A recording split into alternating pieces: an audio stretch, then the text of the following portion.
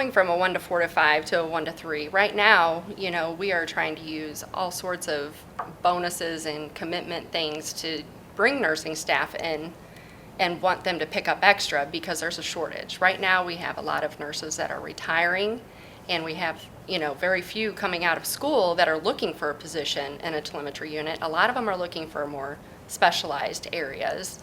And, we're trying to interview them and get them in the door. And we have a lot to offer, to a new graduate nurse. But a lot of them are looking, for something different if we can't get them in.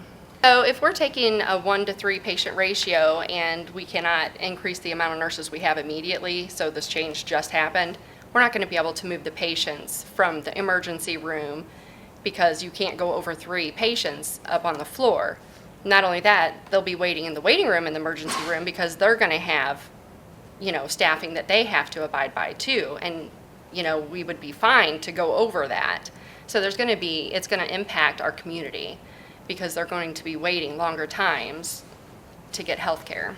We don't just put our nurses like these rooms are close to each other, these are your rooms. It is based off of acuity. You may have to walk a little bit down the hall because we don't want to give you all of the patients that are on isolation for illnesses or all the patients with a really high acuity, that are very ill. We break that up so that it's not too much for one person. So we think about that.